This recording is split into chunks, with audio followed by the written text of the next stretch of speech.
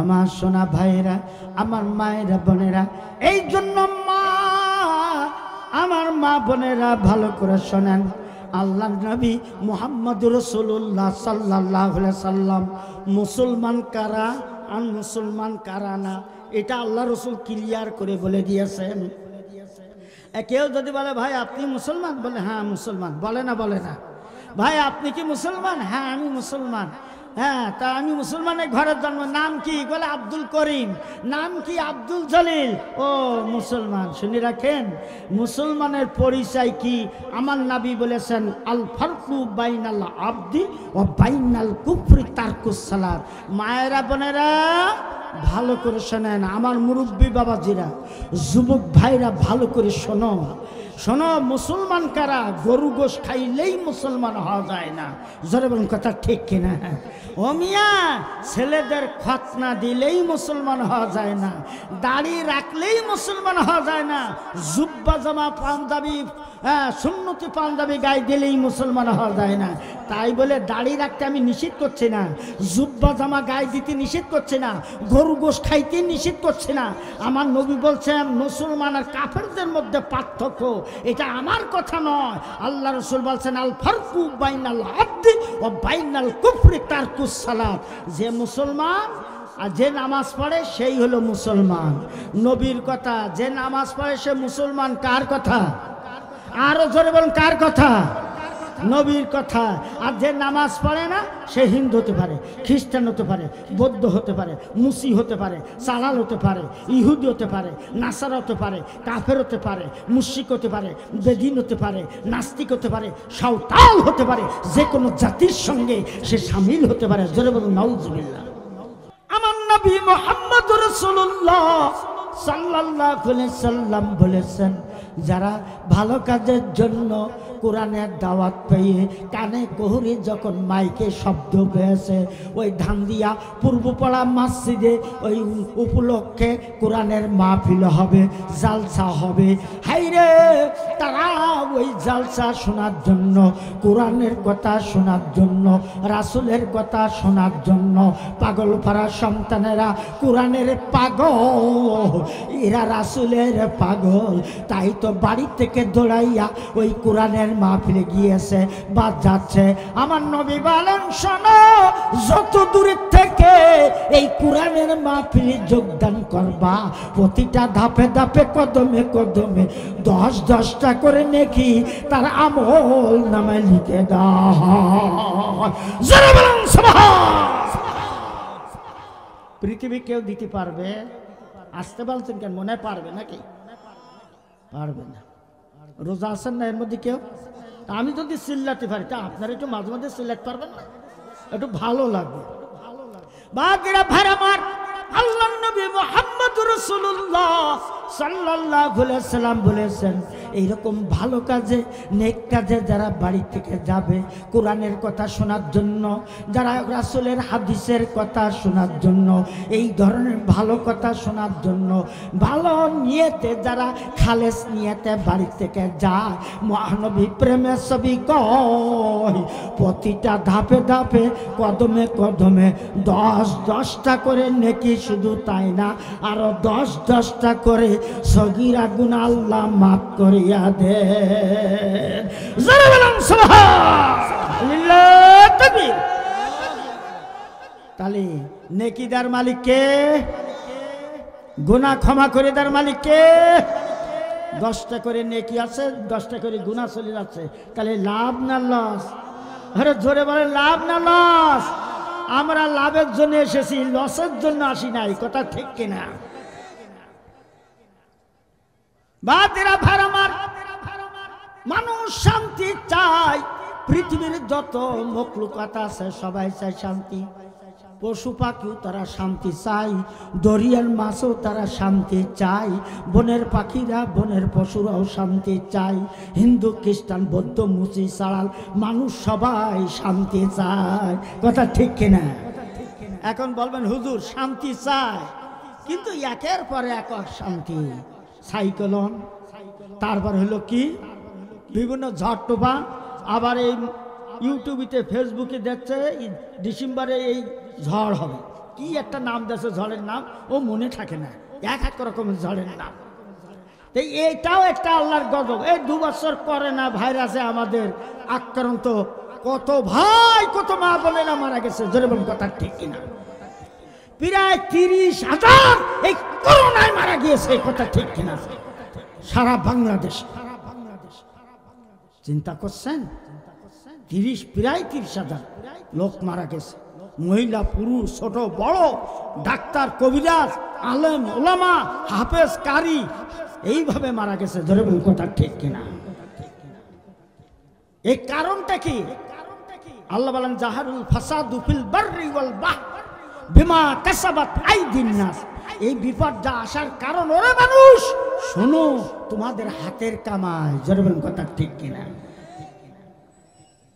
আমরা পাপ করেছি, পাপের প্রাপ্য আমাদের ভোগ করতেই হবে। দুনিয়ায় কেউ আপনার এই শান্তি দিতে পারে না, শান্তি দেওয়ার মালিক একমাত্র আল্লাহ। আমার সোনা ভাইরা, কি কারণে আজকে ও অশান্তি, কি কারণে আজকে ক্ষতিগ্রস্ত?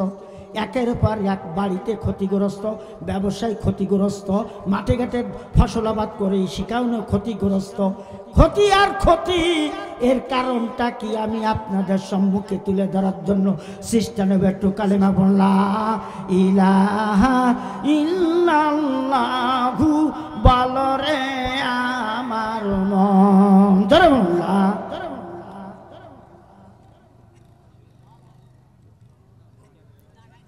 মৃত্যুর সময় বুঝিতে পারিবি, মৃত্যুর সময় বুঝিতে পারিবি, এই তাওহীদ কালেমার কতই গুণ, জোরে লা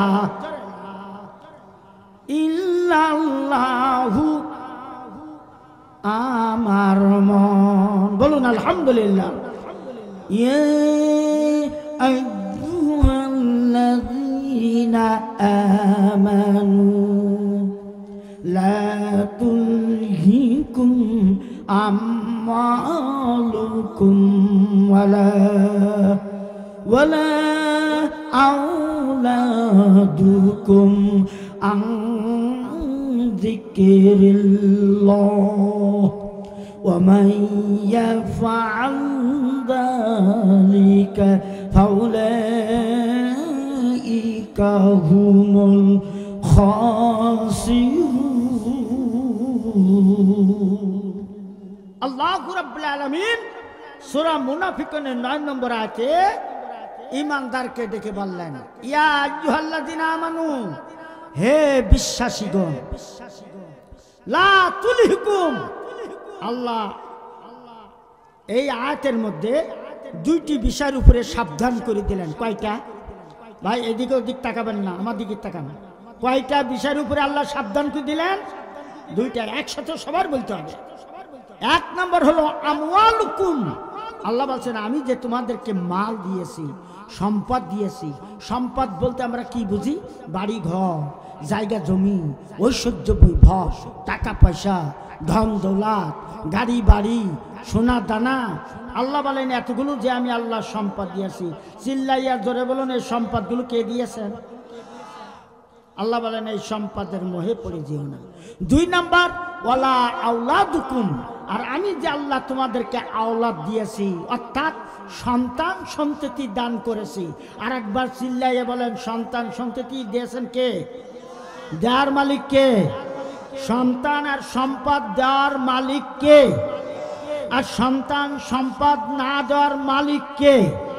আমার আল্লাহ বলেন আমি এই সন্তান আর এই সম্পদ দিয়েছি। খবরদার খবরদার, এই সম্পদের মোহে পড়ে আর সন্তানের মোহে পড়ে আনজিকিরিল্লাহ, খবরদার তোমরা কেউ যেন তোমরা আল্লাহর জিকির থেকে যেন ভুলে যেও না। আল্লাহ বলেন বান্দা বান্দিরে আমি নিষেধ করে দিলাম, দুনিয়ায় সম্পদের মোহে পড়ে আর সন্তানের মোহে পড়ে আল্লাহর জিকির থেকে যেন ভুলে যেও না। অর্থাৎ আল্লাহর কথা যেন ভুলে যেও না। অর্থাৎ আল্লাহ যেভাবে ইবাদত বন্দেগী করতে বলেছেন, আল্লাহ যেভাবে হুকুম করেছেন, যা নির্দেশ করেছেন, সেইভাবে তোমরা পালন করবে। এ থেকে তোমরা যেন মুখ ফিরে নিও না। আল্লাহ রাব্বুল আলামিন বলেন, আমি আল্লাহ যদি যারা আমার বান্দা বান্দিরা নিষেধ করে দেওয়ার পরেও যারা দুনিয়ায় সম্পদের মোহে পড়ে যারা যাবা, যারা অর্থের পিছনে দৌড়াদৌড়ি করবা, সম্পদের পিছনে দৌড়াদৌড়ি করবা, এইভাবে সন্তানের মোহে পড়ে সন্তানের পিছনে সময় দিবা, এইভাবে আল্লাহর জিকির থেকে যারা ভুলে যাবা, আমার আল্লাহ তাদের সম্পর্কে বলছেন,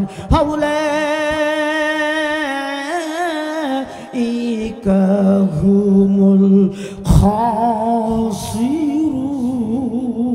খাসিরুন। আল্লাহ রাব্বুল আলামিন বলেন, আমি আল্লাহ এই দুনিয়ায় আমি তাদের কেমন বেজ্জিত লাঞ্ছিত করব, ক্ষতিগ্রস্তের মধ্যে ফেলবো। বান্দা বান্দি যতই শান্তির জন্য বাংলার যে কোনো প্রান্তে যাও, আমি আল্লাহ শান্তির সব পথ বন্ধ করে দিব। তাই তুমি ব্যবসা বাণিজ্য করতে যাও, ব্যবসা বাণিজ্য করে কোনো শান্তি পাইবা না।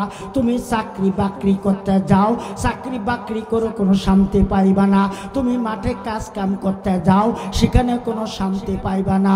ব্যবসা বাণিজ্য করতে যাও, সেখানেও তুমি শান্তি পাইবা না।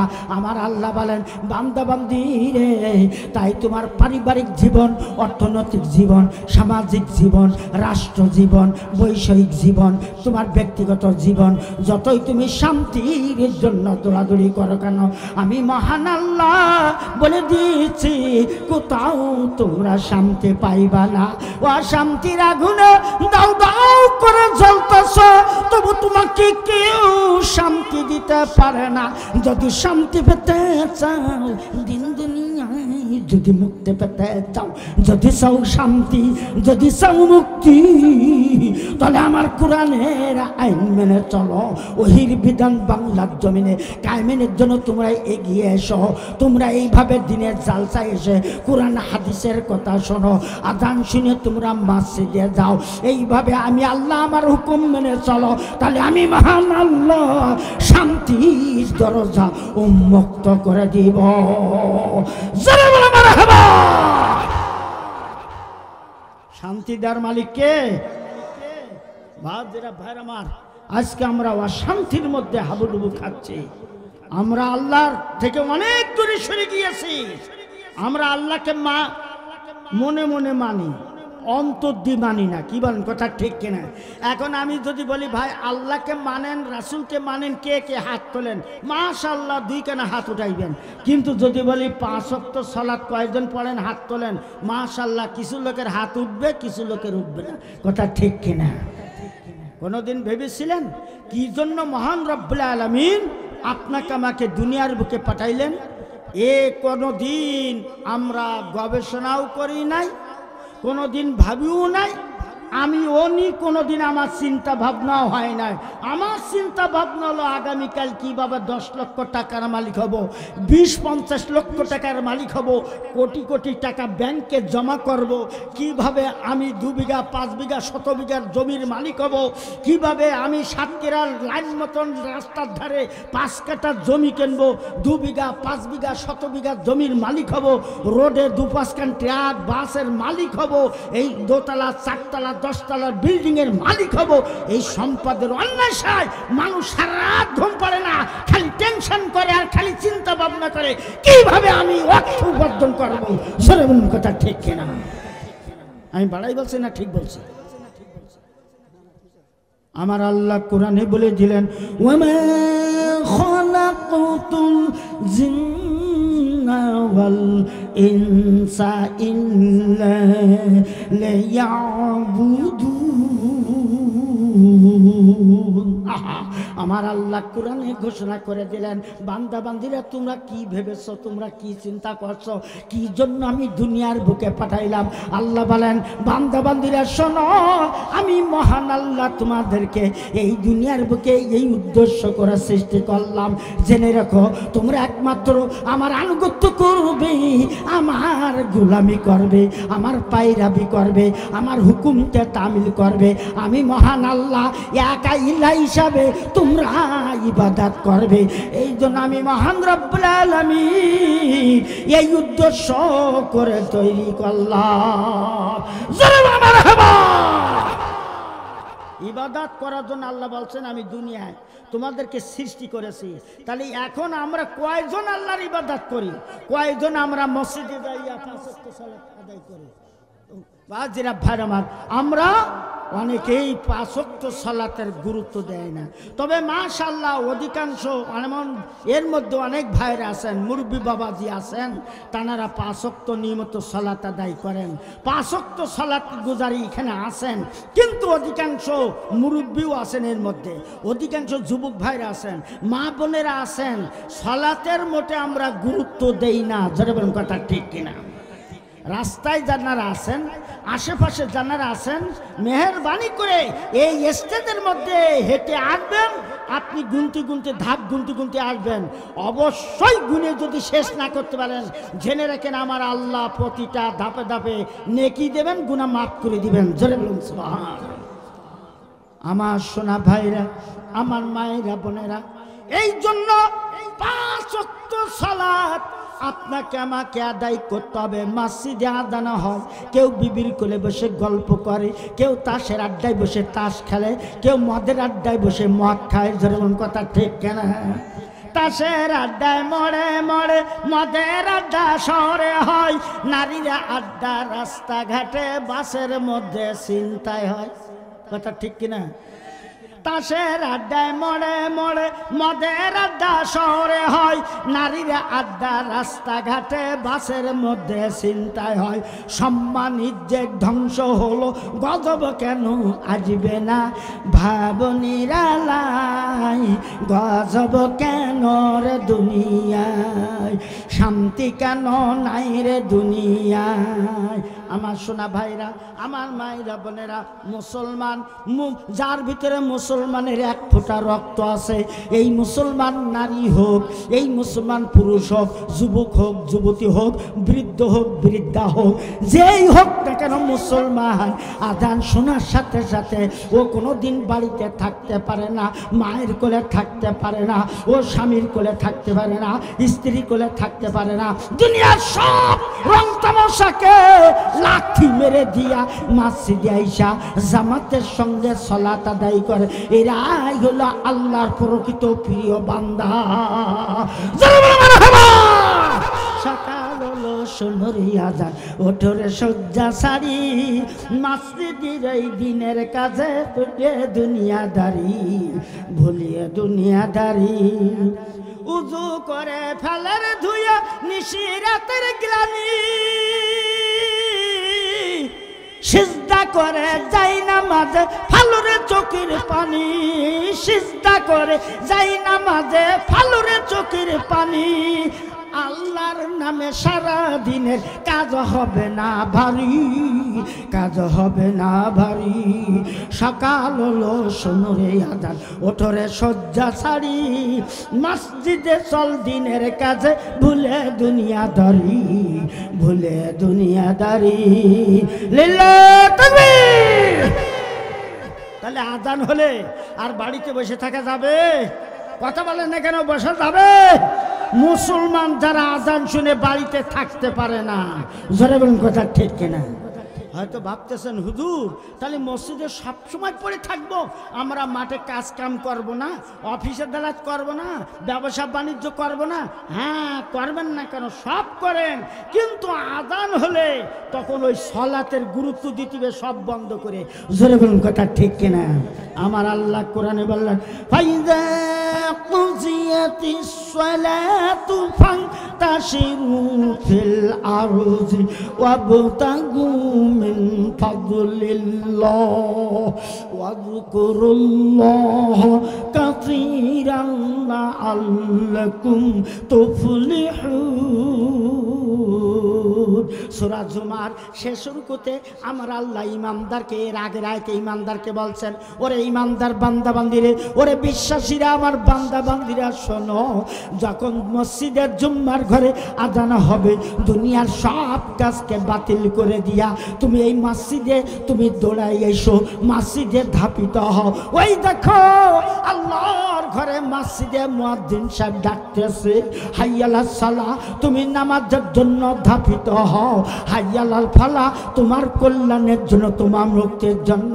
আল্লাহ বলেন আমার বান্দা বান্দীরা আযান শুনে এইবার যখন মসজিদে আসে জামাতে সালাত আদায় করার জন্য, আল্লাহ বলেন বান্দা বান্দীরা ওরে আমার ফেরেশতারা, আমার বান্দারা এই শীতের সময় ফজরের নামাজ কি কষ্ট করে তারা জামাতে হাজির হয়েছে, 5 ওয়াক্ত তারা জামাতে হাজির হয়েছে। ফেরেশতারা ইরা কেবল আমাকে চিনেছে, আমি মহান আল্লাহ এক রব হিসাবে মেনে নিয়া ওরা সালাতে দাঁড়িয়ে গেছে। আল্লাহ বলেন বান্দা বান্দি রে তোমার আর কিসের চিন্তা, সালাত জামাতে শেষ হয়ে গেছে, এইবার তুমি কাজের সন্ধানের জন্য তুমি যাও, মাঠে ঘাটে যাও, অফিসে যাও, কোর্ট কাছারিতে যাও, তুমি যেখানে যাও বাংলার যে কোনো প্রান্তে যাও, আমি মহান আল্লাহ তোমার ওই কাজের মধ্যে তখন বরকত দান করিয়া দিব। জোরে বলো মারহাবা, লিল্লাহ তাকবীর। আল্লাহ বরকত দিতে পারে না, পারে না? আল্লাহ বরকত দিক, রহমত কার হাতে? গ্রামে তো কত মানুষের নাম আছে রহমত, আছে না? কত মানুষের নাম আছে বরকত, আছে না নেই? এই রহমত আর বরকত কার পক্ষ থেকে আসে? সেটা কি আমরা চাই না? চাই না? কারা কারা চান হাত তুলে দেখান তো দেখি, একটু হাত তুলে একটা জোরে সোরে তাকবীর দিতে হবে জন্য এই মাঠ থরথর করে হাত নামাবেন না। ভাই কষ্ট আছে নাকি? তা হাত নামাচ্ছেন কেন, কি ব্যাপার? হ্যাঁ, আল্লাহর এই কুদরতি ক্যামেরায় ঢুকে না হাত, আল্লাহর ক্যামেরায় উঠুক, এটা কি আপনারা চান? তাহলে একটু জোরে সোরে জবান খুলে বলবেন লিল্লাহ তাকবীর, লিল্লাহ তাকবীর, লিল্লাহ তাকবীর। সকল বিধান বাতিল করো, ইসলামী জলসা, ইসলামী জলসা, লিল্লাহ তাকবীর। মাশাআল্লাহ, আলহামদুলিল্লাহ। হাত নামান আমার সোনা ভাইরা, আমার মায়েরা বোনেরা, এই জন্য মা, আমার মা বোনেরা ভালো করে শোনেন, আল্লাহর নবী মুহাম্মদুর রাসূলুল্লাহ সাল্লাল্লাহু আলাইহি সাল্লাম মুসলমান কারা আর মুসলমান কারা না, এটা আল্লাহ রসুল ক্লিয়ার করে বলে দিয়েছেন। কেউ যদি বলে ভাই আপনি মুসলমান, বলে হ্যাঁ মুসলমান, বলে না? বলে না? ভাই আপনি কি মুসলমান? হ্যাঁ আমি মুসলমান। হ্যাঁ, তা আমি মুসলমানের ঘরের জন্ম, নাম কি? বলে আব্দুল করিম। নাম কি? আব্দুল জলিল। ও মুসলমান। শুনে রাখেন, মুসলমানের পরিচয় কি? আমার নবী বলেছেন আল ফারকু বাইনাল আবদি ও বাইনাল কুফরি তারকুস সালাত। মায়েরা বোনেরা ভালো করে শোনেন, আমার মুরব্বী বাবাজিরা, যুবক ভাইরা ভালো করে শোনো, শোনো। মুসলমান কারা? গরু গোশ খাইলেই মুসলমান হওয়া যায় না। জোরে বলুন কথা ঠিক কিনা? ও মিয়া, ছেলেদের খতনা দিলেই মুসলমান হওয়া যায় না, দাড়ি রাখলেই মুসলমান হওয়া যায় না, জুব্বা জামা পাঞ্জাবি, সুন্নতি পাঞ্জাবি গায়ে দিলেই মুসলমান হওয়া যায় না। তাই বলে দাড়ি রাখতে আমি নিষেধ করছি না, জুব্বা জামা গায়ে দিতে নিষেধ করছি না, গরু গোশ খাইতে নিষেধ করছি না। আমার নবী বলছেন মুসলমান আর কাফেরদের মধ্যে পার্থক্য, এটা আমার কথা নয়। আল্লাহ রসুল বলছেন আল ফারকু বাইনাল আবদি ও বাইনাল কুফরি তারকুস সালাত। যে মুসলমান আর যে নামাজ পড়ে সেই হলো মুসলমান। নবীর কথা, যে নামাজ পড়ে সে মুসলমান। কার কথা? আরো জোরে বলুন, কার কথা? নবীর কথা। আর যে নামাজ পড়ে না সে হিন্দু হতে পারে, খ্রিস্টান হতে পারে, বৌদ্ধ হতে পারে, মুসি হতে পারে, সালাল হতে পারে, ইহুদি হতে পারে, নাসারা হতে পারে, কাফের হতে পারে, মুশরিক হতে পারে, বেদিন হতে পারে, নাস্তিক হতে পারে, সাঁওতাল হতে পারে, যে কোনো জাতির সঙ্গে সে শামিল হতে পারে। জোরে বলুন নাউজুবিল্লাহ। কাফের ওই মরতে চান কে? কে হাত তোলেন? মুশরিক ওই কে মরতে চান? হাত তোলেন। কেউ না। তাহলে আজকে মনে মনে তওবা করেন, খালেস নওবা। কেউ বাবাজিরা ভারে আমার, মুসলমান আর কাফেরদের মধ্যে আমার রাসূল বলেছেন যে নামাজ পড়ে সেই হলো মুসলমান, আর যে নামাজ পড়ে না সেই হলো কাফের মুশরিক। বেনামাজি পাজি অতি কাফেরের সমান। কিসের সমান? আসতে বলছেন না? বেনামাজি আছেন না এর মধ্যে? তা আসতে বলছেন কিসের সমান? বেনামাজি কিসের সমান? বেনামাজি পাজি অতি কাফের সামান, ওহে আল্লাহ মপরবু বাসা মদের মান। চলো মুমিন নামাজ পড়ি জুম্মার ঘরে যাই, মুসলমানের নামাজ বিনে কোনো গতি নাই। 5 ওয়াক্ত নামাজ পড়া শরিয়াতের মূল, ওক্ত মতো নামাজ পড়তে না করিও ভুল। নামাজ ছাড়া যতই কান্দ কোনো লাভ নাই, দিনে রাতে মেহনত করো সবই তোমার চাই। বেনামাজি নাফরমানি যেন খবরদার, বিয়ে শাদি করিও না সঙ্গেতে তাহার। এবার একটা মজার কথা, বেনামাজির সাথে বিবাহ শাদী করা যাবে না বলা হয়েছে, কিন্তু বাংলাদেশে আমরা ওসব বাছাবাছি করি না, ওসব দেখা দেখি করি না। যেমন কথা ঠিক কিনা? ঘটক সাহেব তা কি মেয়ে তো দেখে আসলে, মেয়ে কালো না পরিষ্কার? শোনে না শোনে না? ভালো করে শোনেন, মেয়ে খাটো না লম্বা? তারপর হলো কি মেয়ে দেখতে কেমন, তারা লেখাপড়া কত দূর জানে, তারপর মেয়ের বাবার বাড়ি কাঁচা বাড়ি না পাকা বাড়ি, একতলা না দোতলা, তারপর সানালা পুকুর আছে কিনা, গোয়াল ভর্তি গরু আছে কিনা, তারপর জায়গা জমি কতটা আছে, তারপর লাস্টে সব শোনার পরে বলবে যৌতুর অঙ্ক ছোট না বড়, খাটো না লম্বা, বেশি না কম। জোরে বলুন কথা ঠিক কিনা? বাজরা ভাড়া মরো মেয়ে নেবে 1st ক্লাস, ও যৌতুক নেবে 1st ক্লাস। আমি আব্দুল্লাহ বিন আব্দুল হালিম বলি ও 1st ক্লাস বেয়াদব। জোরে বলুন কথা ঠিক কিনা? ভাবনিরা নাই গজব কেন রে দুনিয়ায়, সবাই বলেন ভাবনিরা নাই গজব কেন রে দুনিয়ায়, শান্তি কেন নাই রে দুনিয়ায়। যুবকরা কয় যৌতুক ছাড়া বিয়ে করতে রাজি নাই, বোঝা যায়?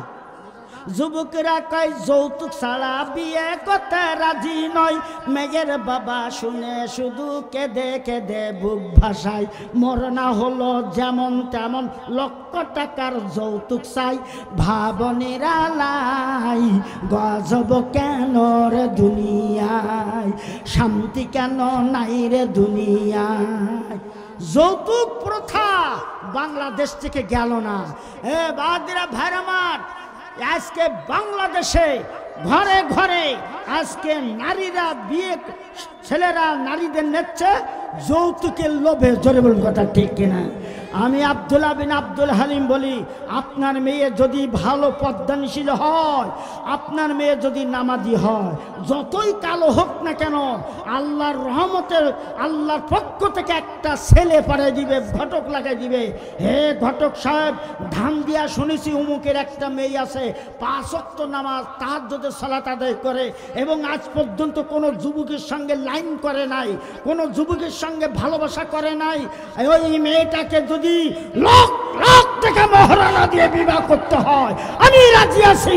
লক্ষ লক্ষ টাকা দিয়া ওই মেয়েকে বিবাহ করে ধন্য মনে করে। জোরে বলুন সুবহান। কিসের চিন্তা? এক জায়গায় আমার বিয়ের দাওয়াত দিয়েছে, আমি জানতে পেরেছি 50,000 টাকা। এখানটা 20 বছর আগের কথা। কত হাজার টাকা?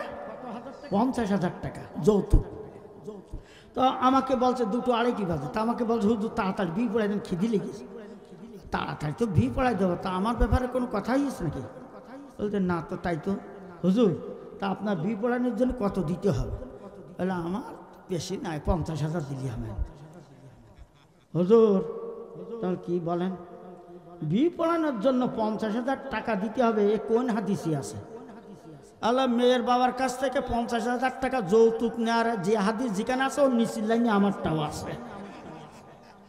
হয় যৌতুক এখানে মাফ করে দিতে হবে, তাহলে বিবাহ পড়াবো, নাই কোনো হুজুর যে হাইটু দুলা করবো। কিন্তু আমি না পড়ালাম না, আমি আব্দুল্লাহ বিন আব্দুল হালিম বিয়ে পড়ালাম না, আর একজন এসে পয়সার লোভে পড়াই দেয়। জোরে বলুন কথা ঠিক কিনা? সারা বাংলাদেশে যদি মসজিদের ইমাম সাহেব, মাদ্রাসার মুফতি, মুহাদ্দিস এবং শিক্ষক এবং হাফেজকারী সবাই যদি একযোগে এই কথা যদি বলে যে আমরা কোন ইমাম সাহেব, মাওলানা সাহেব বলছি, ফতোয়া দিচ্ছি, যৌতুকের যেখানে প্রথা থাকবে, যৌতুকের কথা নিয়ে লেনদেন থাকবে, ওই ব্যক্তির বিবাহ, ছেলে হোক মেয়ে হোক, তার বিবাহ পড়াইব না, তার জানাজার নামাজও পড়াবো না। তাহলে দেখবেন এই যৌতুক বন্ধ হয়ে যাবে। কথা ঠিক কিনা? আমার সোনা ভাইরা, আমার মায়েরা বোনেরা, বেনামাজি না ফারমানি যেন খবরদার বিয়ে শাদি করিও না সঙ্গেতে তাহার, তাদের সাথে মেলামেশা রাখিবে যে জন, দুইজনে দোষী হবে বিচারে তখন। আল্লাহ আর নবী তার যত ফেরেশতারা, আসমান জমিন আর যত বাসিন্দারা অভিশাপ দেই তারা বেনামাজির পরে, ওদের আল্লাহ ধ্বংস কর গজব নাজিল করে। বলুন নাউজুবিল্লাহ। আল্লাহর গজব কারা কারা চান? হাত তুলি দেখান। কেউ চায় না। তাহলে কেন? আজকে আমি আপনাদেরকে অনুরোধ করব, হে যুবক ভাইরা, যারা বিয়ে এখনো করেননি, আমি তাদেরকে দৃষ্টি আকর্ষণ করে বলছি, মনে মনে এই ইরাদা নেন, খালেস নিয়ত করেন, আমি একটা টাকা যৌতুক নিয়ে আমি বিয়ে করব না, বিনা যৌতুকে আমি ভালো নারী নিয়ে আসবো, নামাজি দেখে, কোরআন পড়ালা দেখে। জোরে বলুন কথা ঠিক কিনা? আমার সোনা ভাইরা, আমার মায়েরা বোনেরা, আজান হয় তাই বলছিলাম, ওই সময় বাড়িতে বসে থাকেন নামাজ বাবাজিরা। অনেক বাড়িতে আছে মা নামাজ পড়ে তা বাপ পড়ে না, বাপ নামাজ পড়ে তা মা পড়ে না, স্বামী নামাজ পড়ে তা স্ত্রী পড়ে না, স্ত্রী নামাজ পড়ে তা স্বামী পড়ে না। অনেক নেতা গোতাও 5 ওয়াক্ত সালাতের মোটে গুরুত্ব দেয় না। কথা ঠিক কিনা? সবাইকে না নামাজ পড়তে হবে। আমার সোনা ভাইরা, আমার মায়েরা বোনেরা, শুনে রাখেন, এই 5 ওয়াক্ত নামাজ সালাত এমন একটা গুরুত্বপূর্ণ ইবাদত, মহানবী প্রেমে সবই কয় কিয়ামতের মাঠে বান্দা বান্দি সর্বগ্রে সর্বপ্রথমে যে হিসাব হবে সেটা হলো সালাতের হিসাব। আল্লাহ নবী বলেন, ওই ব্যক্তি দুনিয়ায় যদি 5 ওয়াক্ত সালাত নিয়মিত আদায় করে যদি মৃত্যুবরণ করে, তাহলে আল্লাহর সম্মুখে যাইয়া এই প্রশ্নের সঠিক উত্তর দিয়া জান্নাতে যেতে পারবে। আর যদি দুনিয়ায় 5 ওয়াক্ত সালাত নিয়মিত যদি আদায় না করে, কিয়ামতের মাঠে সমস্ত হিসাব গড়বড় হয়ে যাবে। আল্লাহ রসুল বলেছেন, দাঁড়াইয়ে সালাত আদায় করার সামর্থ্য না থাকলে বসে পড়ে সালাত আদায় করতে হবে, বসে সালাত আদায় করার সামর্থ্য যদি না থাকে শুয়ে পড়ে সালাত আদায় করতে হবে। আল্লাহ নবী বলেছেন, যদি কারো কাপড় চোপড় না থাকে, ন্যাংটা হলেও সেখানে সালাত আদায় করতে হবে। তাহলে সালাতের গুরুত্ব আছে না নাই? কথা জব দেন না কেন? সালাতের গুরুত্ব আছে না নাই? বাতিরা ভারামান, আল্লাহ নবীর এই সাহাবা মসজিদে আযান শুনে ওই মসজিদে যায় জামাতের সঙ্গে সালাত আদায় করার জন্য। ওই সাহাবার 2টি দোষ ছিল। 1 নাম্বার হলো লাশ কাতারে এসে দাঁড়ায়, 2 নাম্বার হলো সালাম ফিরিয়ার মোটে দেরি করে না, তড়িঘড়ি করে তাড়াতাড়ি করে নামাজ পড়ে চলে যায়। মা হারা ইয়াতিম নবী ওই সাহাবার অবস্থা দেখে অন্যান্য সাহাবাদেরকে লক্ষ্য করে বললেন, ওগো আমার সাহাবারা, তোমরা খেয়াল করেছো কিনা জানি না, আমি খেয়াল করে দেখেছি ওই যে সাহাবা আযান শুনে মসজিদে আইসা জামাতের সঙ্গে সালাত আদায় করে, কিন্তু আমি খেয়াল করে দেখেছি লাশ কাতারে এসে দাঁড়ায়, আবার সালাম ফেরার সাথে সাথে তড়িঘড়ি করে তাড়াতাড়ি করে চলে যায়। এর কারণ কি তোমাদের কাছে জানবার চাই। সাহাবারা কইলা, ইয়া রাসূলুল্লাহ, আমরা তো কিছুই খবর রাখি না, আল্লাহ আল্লাহ রসুল বেশি খবর রাখে। মা হারা ইয়াতিম নবী ওই সাহাবার অবস্থা জানার জন্য চলে গেছেন। বিশিষ্ট বিশিষ্ট সাহাবারা আল্লাহ নবীর সাথে আছে। মা হারা ইয়াতিম নবী সারা জাহানের মহান নেতা নবী মুহাম্মদ রাসূলুল্লাহ সাল্লাল্লাহু আলাইহি সাল্লাম ওই সাহাবাকে সালাম দিচ্ছেন, ওগো আমার সাহাবারা, ওই দেখ ওগো আল্লাহ নবী সালাম দিচ্ছেন, ওগো আমার সাহাবা, বাড়িতে আসো নাকি? কেননা কোন মুসলমান কোন বাড়িতে প্রবেশ করার আগেই আল্লাহ নবীর সুন্নত, বাড়ি গিয়ে পুরো সালামের জব না পেলে ঢোকা যাবে না, সালাম দিয়ে ঢুকতে হবে, অর্ডার পেলে বাড়িতে ঢুকতে হবে। আমার সোনা ভাইরা, আমার মায়ের বোনেরা, মা হারাইয়ে ইয়েতিম নবী পরপর 3 বার সালাম দিলেন। সালামের ওই জবাব দিয়েছিল, কিন্তু আল্লাহ নবীর কান পর্যন্ত আসে নাই। এমত অবস্থায় আল্লাহ নবী ওখান থেকে রিটার্ন ফিরে চলে যাচ্ছেন। এক পর্যায়ে মাহারা ইয়েতিম নবী যাচ্ছেন, আর ওই সাহাবা আল্লাহ নবী চলে যাচ্ছেন দেখে কয়, বিবি গো তাড়াতাড়ি সালাতটা শেষ করে কাপড় কানা খুলিয়া দাও। মাহারা ইয়েতিম নবী চলে যাইতেছেন। হাই হাই কত বড় বেয়াদবি হয়ে গেছে। হাই হাই না জানি আল্লাহ নবী আমার পরে ক্ষোভ হয়ে গেছে কি না জানি না। এইবার কাপড় কানা খুলে দিলে ওই সাহাবা আল্লাহ নবীর সামনে যাইয়া বলেন, হুজুর গো বেয়াদবি ক্ষমা করে দিবেন, কিছুই মনে নিবেন না। আমি আপনার সালামের উত্তর দিয়েছিলাম। আমার মনে হচ্ছিল আপনি সালাম দিচ্ছিলেন সারা জাহানের মহান নেতা হইয়া। আমি সালাম দেওয়া মানে আপনি আমার জন্য দোয়া করছিলেন। ও গো সাহাবা, আল্লাহ তোমার উপরে শান্তি বর্ষিত করুক, এইভাবে আমি দোয়া নেওয়ার জন্য আমি জোরে সালামের জবাব দিতে পারি নাই। ইয়া রাসূলুল্লাহ, ইয়া হাবিবাল্লাহ, আপনি বেয়াদবি কিছু মনে নেবেন না। আমি এইভাবে একটা কৌশল করেছিলাম বারবার দোয়া নেওয়ার জন্য।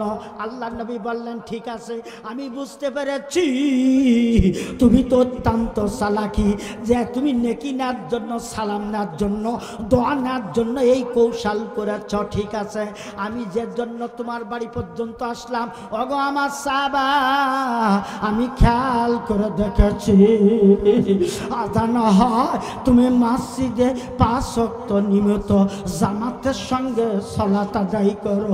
সাহাবা রে, আমি খেয়াল করে দেখলাম জামাতের লাশ কাতারে দাঁড়াও, আবার সালাম ফেরার সাথে সাথে আর মোটে তুমি বিলম্ব করো না, দেরি করো না, তড়িঘড়ি করে তাড়াতাড়ি করে চলে যাও। এর কারণ কি তোমার কাছে জানবার চাই।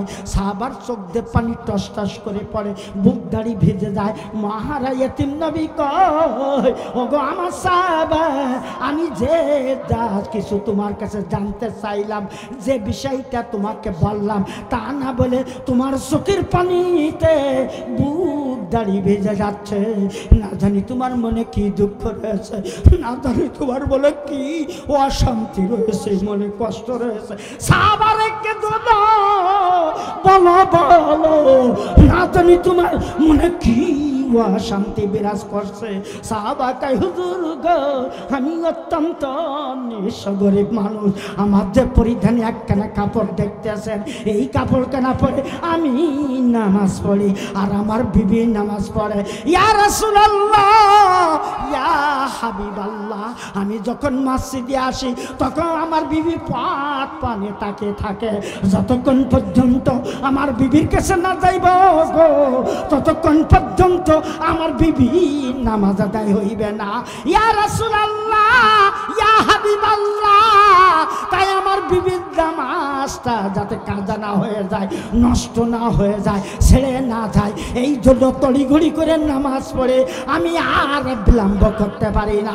তখন আমি আমার বিবির কাছে যাইয়া আমি এই কাপড় কানা খুলিয়া দিই। হুজুর গো, আমার বিবির কাছে যখন এই কাপড় কানা খুলিয়া দিই, তখন আমার বিবি নামাজ আদায় করিয়া লয়। হুজুর গো, এই জন্য আমি মসজিদে বিলম্ব করতে পারি না। মারহাবা, লিল্লাহ তাকবীর। নামাজ পড়ে না, পড়তে জানে না, নামাজিদেরকে দেখতে পারে না। জোরবান কথা ঠিক কিনা? নামাজ পড়ে না, পড়তে বলে না, নামাজিদেরকে দেখতে পারে না। ওরা আবার মদের বলে, ওরা আবার মদের বলে ভণ্ডামি কারবার। কোরআন মানতে এসে পেয়েছি উপহার, হাদিস মানতে এসে পেয়েছি উপহার। লিল্লাহ তাকবীর। বাদিরা ভাই আমার, এই জন্য আপনাকে অনুরোধ করব যুবক ভাইদেরকে, আজকে আমি এই কোরআনের মাহফিলে, এই ওয়াজ মাহফিলে, এই ওয়াজে আমি আপনাদের সম্মুখে জালসায় হাত জড়ো করে অনুরোধ করছি, বাবাজিরা কেউ খবরদার আজকে তৌবা করে যান, মা বোনের আজকে তৌবা করে যান। হুশ থাকতে, জ্ঞান থাকতে, বিবেক থাকতে মৃত্যুর আগ পর্যন্ত নামাজ ছাড়ব না। বলুন ইনশাআল্লাহ। মানুষ যখন বিপদে পড়ে তখন আল্লাহর কথা বারবার স্মরণ করে, যেরকম কথা ঠিক কিনা? ওই দেখেন আমার আল্লাহ এই কোরআনে সূরা মারাজের 19 নম্বর আয়াতে আল্লাহ কোট করে দিলেন কি, ইন্নাল ইনসানা খুলিকা হালুয়া, নিশ্চয় আমি মানুষকে দুর্বল করে দুনিয়ার বুকে সৃষ্টি করেছি। আর এই মানুষটা কে বলেছে দুর্বল? আমি রাজশাহী জেলার সবচেয়ে বড় মাস্তান, আমি ঢাকা জেলার সবচেয়ে বড় মাস্তান, সাতক্ষীরা, খুলনা, বাগেরহাট জেলার সবচেয়ে বড় মাস্তান। মাস্তানের গোবের শাক দেখলে 4 জগ পানি খাওয়া লাগে, জোরে বলুন কথা ঠিক কিনা? আমি আব্দুল্লাহ বিন আব্দুল হালিম বলি, তুমি যতই মাস্তান বলে দাবি করো না কেন, আল্লাহর এক হিংস্র জন্তুর সমতুল্য না। যদি বলেন কেন?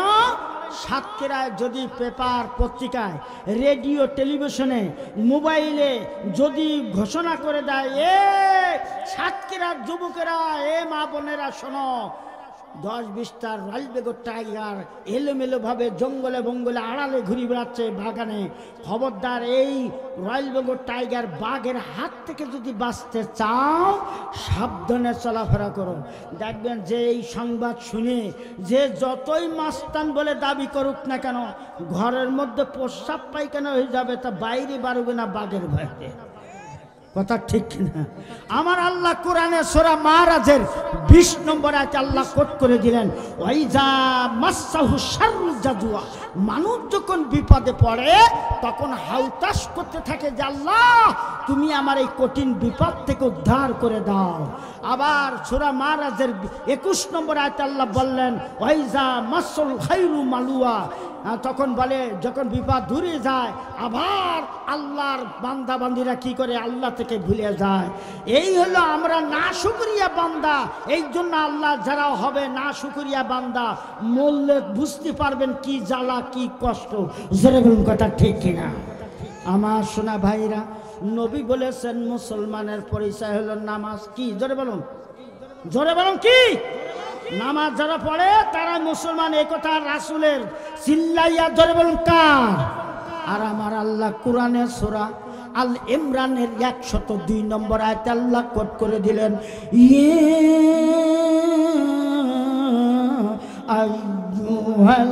আইয়ুহাল্লাযীনা আমানু তাকুল্লাহ হাক্কা তুকাতিহি ওয়ালা তামুতুন্না ইল্লা ওয়া আনতুম মুসলিমুন। আল্লাহু রাব্বুল আলামিন সূরা আল ইমরানের 102 নম্বর আয়াতে আল্লাহ কোট করে দিলেন, আল্লাহ ঘোষণা করে দিলেন, আল্লাহ জানিয়ে দিলেন, ইয়া আইয়ুহাল্লাযীনা আমানু, হে বিশ্বাসীগণ, ইত্তাকুল্লাহ, তোমরা আল্লাহকে ভয় করো, ভয়ের মতন ভয় করো, হাক্কা তুকাতিহি, ভয়ের মতন ভয় করো, ওয়ালা তামুতুন্না, আর তোমরা কেউ যেন মৃত্যুবরণ করিও না, ইল্লা ওয়া আনতুম মুসলিমুন, যতক্ষণ পর্যন্ত বান্দা বান্দিরা শুনে রাখো, আমি আল্লাহ বলে দিচ্ছি, খাঁটি মুসলমান না হবে, ইমানদার না হবে, নামাজি না হবে, ততক্ষণ পর্যন্ত তোমরা যেন কেউ মৃত্যুবরণ করিও না। এ কথা কার ভাই? জোরে বলেন কার? আল্লাহ। নবী বলছেন মুসলমানের পরিচয় হলো নামাজ, আর আল্লাহ বলছেন মুসলমান না হয়ে মরো না। তাহলে মুসলমান হয়ে মরতে হলে কি করতে হবে? আরো জোরে বলেন কি করতে হবে? আর বুঝানি লাগবে আপনাদের? এটাই যথেষ্ট। বাজিরা ভার আমার আল্লাহ বলছেন মুসলমান না হয়ে মরো না। তাহলে মুসলমান হয়ে মরতে হলে আপনাকে আমাকে বাজিরা ভার আমার আসুন নামাজ 5 ওয়াক্ত নিয়মিত সালাত আদায় করতে হবে, নাইলে বাজিরা কবর কাউকে ছাড়বে না। আমি কয় দিক দিয়ে আপনাদের আলোচনা শোনাইব। বাজিরা ভার আমার, আমি আপনাদের সম্মুখে আর সামনে দীর্ঘ লাইট হয়ে গেছে, আর বেশিক্ষণ আলোচনা সামনে নিয়ে আসবো না। তবে শুনে রাখেন, আমার আমার আল্লাহ বলছেন আল্লাহর ভয় করো, ভয়ের মতন ভয় করো। আল্লাহর ভয় তুলনা কেমন, আল্লাহর ভয় যার মধ্যে আছে পাপ তার কাছ থেকে কেমন ভাবে দূরে রয়। আমার সোনার যুবক যুবতী, আমার তরুণ তরুণী, আমি আপনাদের সম্মুখে একটা করুণ দৃষ্টান্ত না শোনাই পারছি না। করুণ ঘটনা আছে।